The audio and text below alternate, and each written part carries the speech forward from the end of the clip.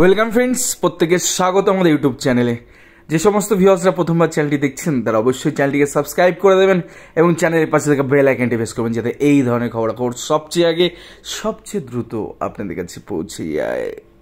তো গতকালই আপনাদের কাছে আমরা জানিয়েছিলাম যে আজকে মহামান্য হাইকোর্টে কিন্তু কন্টেম্প্ট অ্যাপ্লিকেশন ফাইল করেছে পিটিশনারদের তরফ থেকে, যদিও বা কালকে ডিগবাজিকে রাতারাতি প্রাথমিক শিক্ষা পর্ষদ নয় DPSC district primary school council Malda কার্যত সুপ্রিম কোর্টে থাপ্পড় খাওয়ার পর তারা অর্ডার কমপ্লাই করেছিল, অথবা একটি সার্টেন নোটিশ দিয়েছিল। তো কার্যত সেই মামলা আজকে মহামান্য হাইকোর্টে বেলা 2টোর সময় জাস্টিস আসাম আন্তাসারের কোর্টে, যেখানে কন্টেম্প অ্যাপ্লিকেশনগুলো শোনা হচ্ছিল, সেই মামলা সেখানে ওঠে এবং কার্যত হাইকোর্টে চড়াম বাজনা কিন্তু দেখা দিল এবং ভয় পেয়ে আর কোনো জায়গা ছিল না ডিপিএসসি মালদার কোথাও যাওয়ার। তার কারণ তারা বেনিয়ম করেছে, অনিয়ম করেছে, বাধ্য হয়েছে মামলাকারীদের চাকরি দিতে।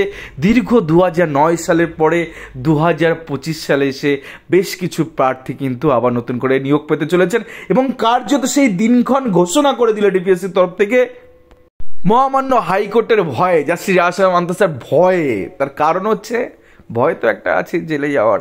তো সেখান থেকে দাঁড়িয়ে 19শে ফেব্রুয়ারি তারিখটা 19শে ফেব্রুয়ারি স্বর্ণাক্ষরে লেখা থাকবে। এই দিন অনেকের মনের মধ্যে যেখানটায় হৃদয় থাকে সেখানে লেখা থাকবে। হৃদয়ে লেখা মানে এই যে তারিখ, সেই তারিখ কিন্তু লেখা হয়ে গেছে। 19শে ফেব্রুয়ারির মধ্যে অর্ডার কমপ্লাই করতে চলেছে ডিপিএসসি মালদা 2009-এর ম্যাটারে। যে সমস্ত পিটিশনাররা যারা মামলা দায়ের করেছিল মহামান্য হাইকোর্টে, কার্যত সমস্ত পিটিশনারদের চাকরি হওয়ার মতন জায়গা কিন্তু তৈরি হয়ে গেছে এবং যে সমস্ত মামলাগুলো কাট অফ ডেটের মধ্যে করা হচ্ছে, আপনাদের গতকালকে আমরা সেই মামলাগুলো দেখিয়েছি যে কোন কোন মামলাগুলোর ক্ষেত্রে সেই সমস্ত মামলার অ্যাকচুয়ালি হয় না লটারি কাটলে লটারি বেঁধে যায়।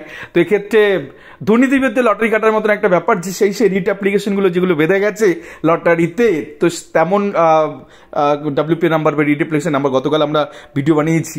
তো সেগুলোর মধ্যে যারা যারা আছেন প্রত্যেকেই কেস নাম্বার এবং সেই সাথে সমস্ত কিছু সযত্নে রেখে দিন, 2-3 কপি প্রিন্ট আউট করে রেখে দিন এবং কার্যত খুব দ্রুত ভেরিফিকেশন এবং সেই সাথে ডকুমেন্ট ভেরিফিকেশন এবং আপনাদের পিবিআর সেখানে হবে। পিবিআর বলতে এখানে ডকুমেন্ট ভেরিফিকেশনই হবে। দেন তারপরে কিন্তু একটা সার্টেন কাউন্সিলিংয়ের তালিকা বা হোয়াট এভার অ্যাপয়েন্টমেন্ট নেওয়ার জন্য যা যা প্রসিডিওর আছে সেগুলো করে দেবেন। তো কার্যত বলা যায় আজকে আমরা 31শে জানুয়ারি দাঁড়িয়ে আছি, 19শে ফেব্রুয়ারির মধ্যে অর্ডার কমপ্লাই হচ্ছে এবং এই সমস্ত প্রার্থীরা হয়তো বা 20 তারিখ, হয়তো বা 21 তারিখ, হয়তো বা 22 তারিখে স্কুল প্রত্যেকে জয়েন করে নেবেন এবং তাদের যে চাকরি জীবনের সূত্রপাত কিন্তু ঘটে যাবেন। তো এই ছিল লেটেস্ট আপডেট। এর পাশাপাশি আরও একটা দুটো কথা আছে, বিশেষ করে ডিপিএসসি নর্থ 24 পরগনাস নিয়ে, সেখানেও কথাবার্তা হয় এবং কার্যত সেই যে মামলা ডিভিশন বেঞ্চের থেকে পরবর্তী ক্ষেত্রে সেই মামলা সিঙ্গেল বেঞ্চে ফিরে আসার পরে, অর্থাৎ জাস্টিস আসাম আন্তাসারের পরে যে তিনি যে খারিজ করে দিয়েছেন রিভিউ অ্যাপ্লিকেশনটা, সেক্ষেত্রে পরিষ্কার হয়ে গেছে এবং এই ক্ষেত্রে স্কুল এডুকেশন ডিপার্টমেন্ট কার্যত আর তাদেরও বাঁচার কোনো রাস্তা নেই, রুল জারি রয়েছে। সেক্ষেত্রে সেই মামলাও সার্টেন একটা ডেট ফিক্সড রয়েছে, আপনার প্রত্যেকে জানেন। তো তার মধ্যে অর্ডার কমপ্লাই হয়ে যেতে পারে, আবার দেখা যেতে পারে যে যেদিন এই মামলা শুনানি আছে তারপরে গিয়ে সার্টেন একটা টাইমে কিন্তু হতে পারে। তো ওই একই টাইমেই হবে, ফেব্রুয়ারি মাসের মধ্যে মোটামুটি সবার নর্থ 24 পরগনাস এবং সেই সাথে সাথে ডিপিএসসি মালদা তো কনফার্ম করে দিয়েছে, ডিপিএসসি নর্থ 24 পরগনাসও ফেব্রুয়ারি মাসে কনফার্ম করে দেবেন এক্ষেত্রে। তো কার্যতভাবে বেশ কিছু প্রার্থী কিন্তু উত্তেজনা প্রার্থী ক্ষেত্রে প্রায় 800-900 প্রার্থী তারা মামলা সঠিক সময় দায়ের করেছেন, তাদের তো ভাগ্যের শিখে ছিটছেই। সেই সাথে মালদায় প্রায় 350 জনের ভাগ্যের শিখে 19 তারিখের মধ্যে ছেড়ে গেল। তো এই ছিল লেটেস্ট আপডেট, কন্টেম্প অ্যাপ্লিকেশনে কী হলো সেই সমস্ত বিষয় আপনাদের কাছে তুলে ধরলাম। এবং আমাদের চ্যানেলে যদি এই খবরগুলো আপনাদের ভালো লেগে থাকে তো প্লিজ সাবস্ক্রাইব করে দিন এবং একটু শেয়ার করতে ভুলবেন না, কারণ আপনাদের সহযোগিতা পেলে এই যে লড়াই, এই লড়াই কিন্তু আমরা সাথ দিতে পারবো। ধন্যবাদ সকলকে, ভালো থাকবেন, সুস্থ থাকবেন।